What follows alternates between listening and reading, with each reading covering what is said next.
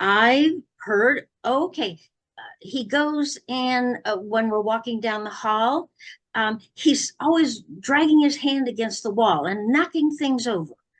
Well, is that attention getting? That's what they said was attention getting. But what was he communicating he needed in the way of support?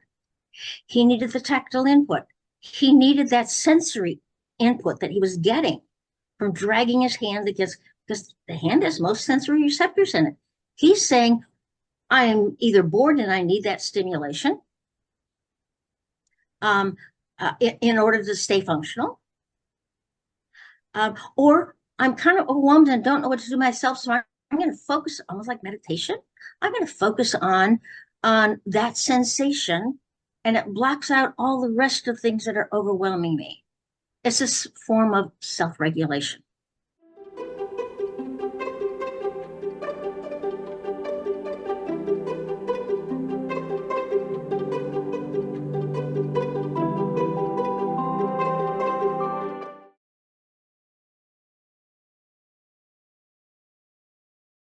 Hi, I'm Staci Neustadt. I am a speech language pathologist and the CEO at Making Sense of Autism, and I'm a student of Susan. And I'm Susan Golubock. I am a now retired occupational therapist who has worked many, many years after I discovered even my own autism with other autistic individuals. I founded Making Sense of Autism because of my passion to not only understand my brain and how it worked differently, but to try to explain what I've learned to other people so that they're more understanding and therefore more accepting and more accommodating to autistic individuals. So, our goal is to help you provide the right support without trying to fix autism, but by understanding it. So, whether you're a parent, teacher, therapist, or just someone who wants to learn, you're in the right place. Be sure to subscribe and join us every week. We talk about a new topic. Today, Sue, I want to talk about something I hear a lot, which is, oh, they're just trying to get attention, which we've talked about is sometimes what some people think is a motivation of autistic individuals. And how I've kind of shifted my view of trying to get attention is seeking connection. I feel like even with my own children, they're trying to get my attention when really they're just trying to seek connection. They're trying to engage with me. They're trying to spend time with me. So making sure we're kind of looking at that as well. Like, is the individual just trying to connect with us? But you and I had a conversation the other day that I think everyone needs to hear. When what we think is a student or a client trying to seek attention, what is another way we can shift our view? I like the fact that you brought up attention seeking as a way of connecting. Because yes, autistics do that like every other child. But because autistics struggle with social communication, um, there are they often use this non-verbal way of getting attention to something they need, but don't know how to get. So they need it from you. Sometimes it's pure and simple. They want to let you know that I'm overwhelmed. I can't handle it anymore. I don't know what to do with myself. It could be an expression of frustration, or it could be something concrete that they really need and want from you at that time. But basically, what they're doing is saying, "I need support." If if an autistic can do it for themselves, they're going to do it for themselves because autistics notoriously don't seek help because very often we don't get the help that we're actually seeking. So we give up seeking help for what we want. So we're not usually seeking attention to get you to help us. We want your support, which kind of goes back to what Staci was saying about seeking connection. We recognize that there are things you can do, you have the power to do, you have the knowledge that we don't. And we don't know what to do I remember my frustration growing up with, I was verbal, so I could ask questions of my siblings, my parents. But because most of what I was asking were things they didn't know how to answer.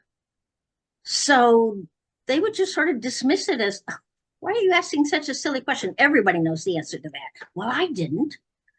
Um, and and if I felt that frustration, I'm sure a lot of autistic children that can't express it in that way are seeking from you um, some knowledge or support or something to answer their frustration with, I don't know how to deal with things. Not that I want you to tell me how to do it. A lot of times I want you to tell me why. Why are we doing it? Why should I do it? Why is it important? It requires so much energy on my part. Why are you asking this of me? Now, granted, I've heard, okay, he goes and when we're walking down the hall, he's always dragging his hand against the wall and knocking things over. Well, is that attention getting? That's what they said was attention getting. But what was he communicating he needed in the way of support? He needed the tactile input.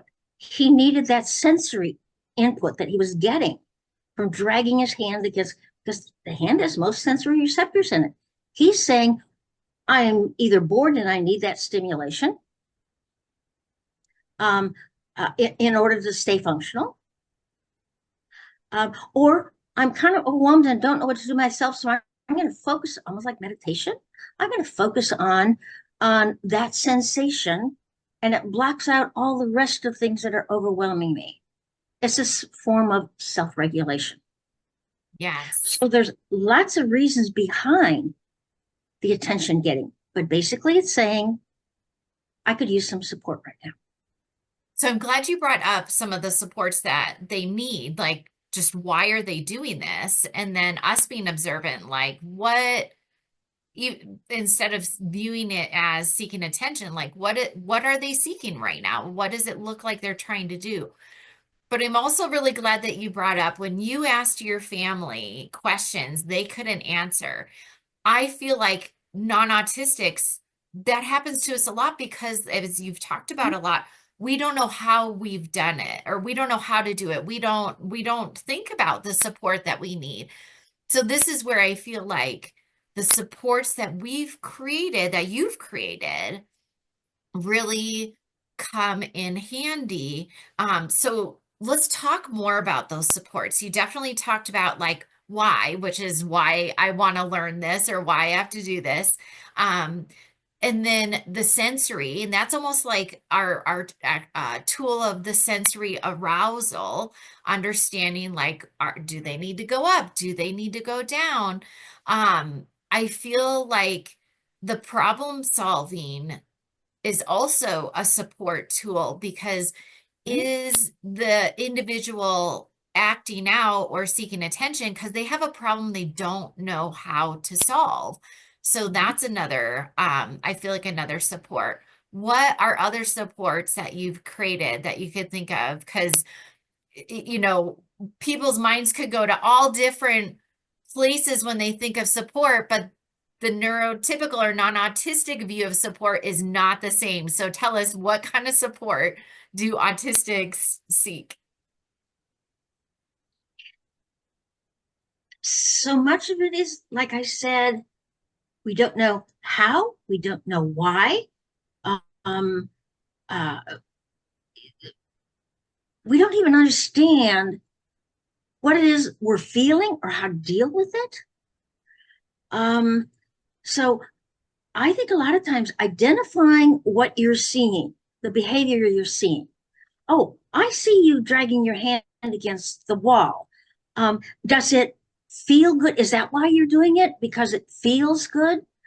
Does it help you calm down? Then you can ask questions, yes or no questions. Because again, they're not going to be able to explain in words, but they can say yes or no or indicate yes or no. Um, if you see, for example, they come up and just push you. for no particular reason. Well, I'm sure we've all experienced that. It's just like, okay, I I not only saw, but I felt you push me kind of hard. Are you frustrated, angry? Those are reasons I would push, that I would show my frustration. Um, am I right? And you're asking them to acknowledge, yeah, that could be what's happening. I'm not sure the words, but you said that and makes sense to me that that's probably. So, what are you frustrated with? I didn't see anything going on before that. Was it something you were thinking that made you frustrated? Because you look around in the environment and maybe you don't see a source. Or what was he doing just prior to getting up and hitting you? Was it what I saw you working on? If you don't see anything external, ask if it's something they're thinking about, which means probably what they're feeling is related to what they're thinking. And they don't know how to deal with it. And then if you say yes, now you can go into problem solving. Oh, I see you have a problem because your thinking made you feel very strongly. Let's see if we can figure out what you might do, even though you're not going to be able to get out of them what they were thinking. But how do you deal with it when you have a thought that makes you angry, makes you frustrated? Well, what I would do is sit down and calm down. That often helps me to solve a problem when I think about it. So now you're inviting them to self-regulate. And hopefully you are co-regulating, modeling for them. This is what we do. You see how you're now supporting them without necessarily even understanding the reason for their action, but you're interpreting it in a logical sense, like how would you act if you felt this way and you were a kid and you weren't able to inhibit what you were doing? So think back to your own childhood. It will tend to lead you toward what support they're telling you with their behavior that Yes, they need from you. they are definitely telling you. So I think that's the most important thing is, you know, observe and definitely provide the support that you're viewing through that observation and get curious because if we're not asking them and getting curious but just assuming it's because they're trying to get attention, we're probably going to see a bigger behavior, or Mhm. we're going to continue to see whatever it is that they're doing because we're not solving the problem or meeting the sensory needs. So observe, get curious, and provide the right support. So awesome. Wonderful. I love this different shift of view. I think it'll help a lot of people. Thank you, Sue. Thank you for asking, Staci.